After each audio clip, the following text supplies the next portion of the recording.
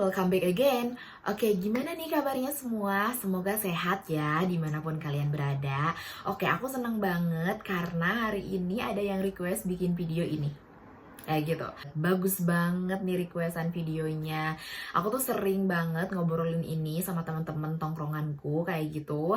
Tapi memang aku belum pernah uh, sharing tentang ini ke teman-teman onlineku kayak gitu. Dan di sini ternyata ada yang request dan aku happy banget. Jadi bagi teman-teman ya yang punya ide atau yang punya pertanyaan, boleh juga request videonya apa. Jadi idenya itu dari kalian dan untuk kalian. Aku seneng banget akhirnya, maksudnya kayak ada orang yang bisa ngebantu aku untuk bikin video apa gitu kan. Nextnya. Jadi kalau misalkan teman-teman ya ada yang punya pertanyaan, bingung, taruh aja di kolom komentar, nanti bakalan aku bikinin videonya. Oke, aku mau cerita dulu. Jadi di tahun kedua aku working holiday visa, alhamdulillah aku tuh dipertemukan sama orang-orang visioner. Jadi teman-teman aku tuh semuanya visioner. Nah, jadi kita tuh kalau misalkan nongkrong yang diomongin adalah mengenai improvement atau hal-hal apa yang bisa bikin kita tuh punya kualifikasi yang bagus untuk mendapatkan pekerjaan.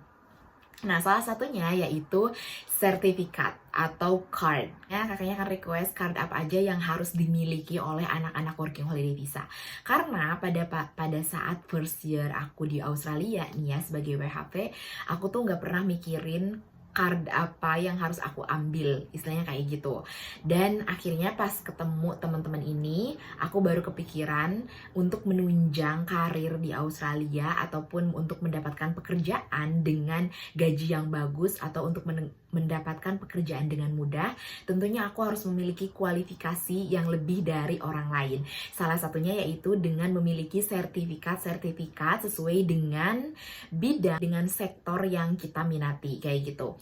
Di sini sebenarnya teman-teman gak harus punya semuanya, karena aku pun gak punya semuanya, tapi teman-teman usahakan, teman-teman itu pengen bekerja di sektor apa, jadi teman-teman ya udah ambilnya itu aja, karena kalau misalkan semua diambil pun belum tentu ya itu bakalan kepake kayak gitu. Ini di sini aku jelasin semuanya, barangkali teman-teman pengen ke sektor tertentu, jadi pilih aja sesuai dengan keinginan kalian ya. Kalian pengen fokus kerja di sektor mana gitu. Oke, yang pertama aku bakalan bahas dari hospitality dulu. Bagi teman-teman yang memang seneng atau memang mau pilih bidang ini, hospitality, teman-teman harus banget memiliki beberapa card ini. Kayak gitu. Oke, aku bakalan bahas yang pertama yaitu RSA, Responsible Service of Alcohol.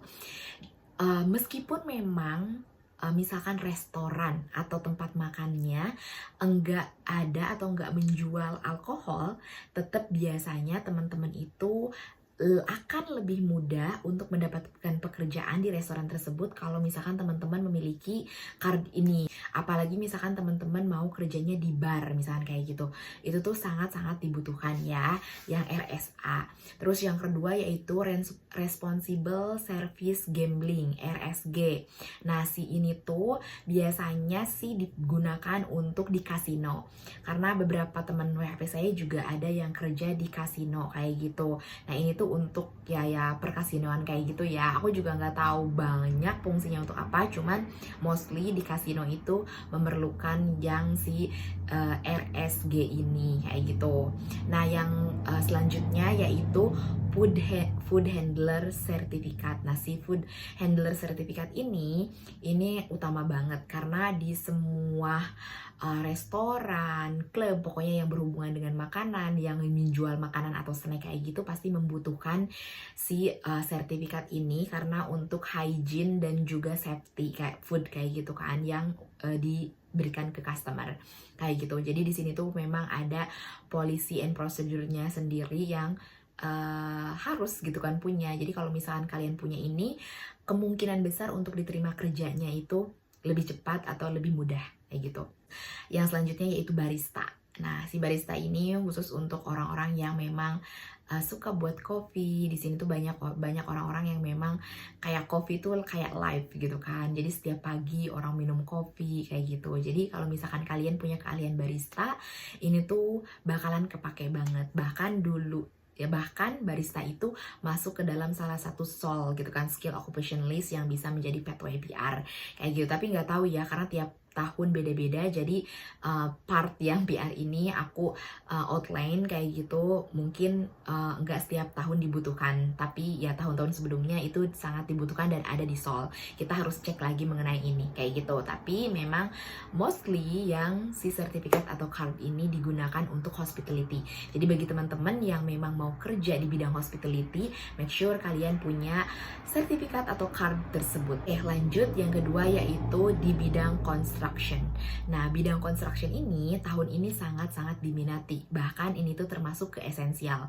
Jadi bagi teman-teman nih ya yang punya background di Indonesianya atau yang punya pengalaman di konstruksi, itu bakalan jadi poin plus kayak gitu. Apalagi teman-teman kalau misalkan udah dapat atau punya sertifikat atau di sini di Australia kayak gitu. Kalau misalkan kalian bikin white card, ini khusus untuk kerja di konstruksi ya, si white card ini kayak gitu, teman-teman bakalan lebih mudah kayak gitu. Apalagi sekarang konstruksi itu di mana-mana pekerjaannya. Nah, bagi teman-teman nih ya, mungkin cowok ya, barangkali cewek juga nggak menutup kemungkinan ya, kalau misalkan kalian kuat bisa aja. Cuman mostly kan kebanyakan cowok ya konstruksi ini. Nah, si konstruksi ini juga di tahun ini tuh lagi on demand banget ya, setauku gitu kan. Setauku yang aku baca dari berita-berita ya, konstruksi ini lagi high demand banget, banyak orang yang ambil kayak gitu karena memang bisa pathway PR juga kayak gitu. Jadi teman-teman ya, kalau misalkan mau kerja di konstruksi, jangan lupa white card-nya dan jangan lupa juga nge-gym dari sekarang biar kuat fisiknya. Yang selanjutnya yaitu working at height. Nah, jadi ini tuh sertifikat yang untuk kalian kalian tuh bisa nggak sih di ketinggian, karena kan ada beberapa orang yang memang nggak bisa di ketinggian. Nah kayak gitu, jadi kalau misalkan kalian pengen membuktikan bahwa kalian itu nggak takut sama ketinggian, kalian bisa ambil sertifikat ini kayak gitu, working at height kayak gitu. Jadi ini juga berguna, tapi memang mostly yang utamanya adalah yang white card itu kayak gitu. Cuman kalau misalkan emang teman-teman nih ya mau lebih banyak lagi kualifikasinya, lebih dipercaya lagi ya, teman-teman juga ambil untuk yang sertifikat working at height ini. Oke, next sekarang ke sektor atau bidang healthcare. Nah, si bidang healthcare ini sebenarnya nggak semua orang itu bisa sembarang masuk karena mereka tuh memiliki kualifikasi yang lebih tinggi. Tapi ada beberapa instansi atau beberapa perusahaan yang memang memperbolehkan kita kerja meskipun kita tidak punya sertifikat utamanya. Nah, CPR dan juga first aid kayak gitu. Nah, ini tuh karena memang penanganan paling utama, paling awal ketika memang kita terjadi sesuatu kan kepada orang kayak gitu kan. Jadi memang ini sangat dibutuhkan. Jadi kalau misalkan teman-teman niat bekerja di healthcare dan childcare, teman-teman boleh ambil sertifikat ini dulu kayak gitu. Yang selanjutnya yaitu yellow card dan blue card. Nah, ini tuh nggak bisa sembarangan orang untuk ambil karena kita tuh harus jadi student dulu ataupun misalkan bekerja di perusahaan dulu, baru kita bisa mendapatkan kartu ini, karena kita butuh employer atau kita butuh orang untuk approving bahwa kita tuh memang membutuhkan kartu tersebut. Oke, yang terakhir ini tuh yang paling penting banget menurutku, karena license ini bisa digunakan di hampir semua sektor. Berguna banget. Jadi yaitu forklift license. Nah, jadi si forklift license ini ya teman-teman bisa gunakan di berbagai sektor. Ini tuh penting banget. Let's say kayak tadi, misalkan di gudangnya hospitality, untuk barang-barang itu bisa digunakan. Kalau misalkan kalian mau hospitality kayak gitu. Terus lagi kalian PIPO of course bisa digunakan meskipun kalian di bidang hospitality-nya. Terus lagi juga tadi konstruksi pasti bisa digunakan si forklift license ini. Meat factory pun kalian pasti bisa. menggunakan ini kayak gitu. Bahkan farm pun bisa kalian gunakan forklift license ini kayak gitu, karena di semua bidang forklift ini pasti ada dan dibutuhkan. Jadi yang paling penting dari semuanya sebenarnya adalah forklift license, dan juga bayarannya lumayan tinggi kayak gitu. Makanya bagi teman-teman siapapun itu, banyak cewek maupun cowok, ini bisa semuanya. Jadi silahkan kalau misalkan emang kalian pengen mendapatkan pekerjaan dengan mudah dan dengan gaji yang tinggi, silahkan ambil forklift license tersebut kayak gitu. Nah, itu dia card atau sertifikat yang perlu kalian miliki sebagai anak working holiday visa untuk penunjang kerja, biar kalian itu bisa dapat nilai lebih dan bisa dapat pekerjaan lebih mudah lagi kayak gitu ya. Semoga videonya bermanfaat. Jangan lupa di-share ke teman-teman yang lain. Terus lagi kalau misalkan pengen request video, silahkan di komen ya, biar akunya ada ide. Jadi dari kalian untuk kalian juga kayak gitu. Thank you so much for watching this video. See you in next video. Bye bye.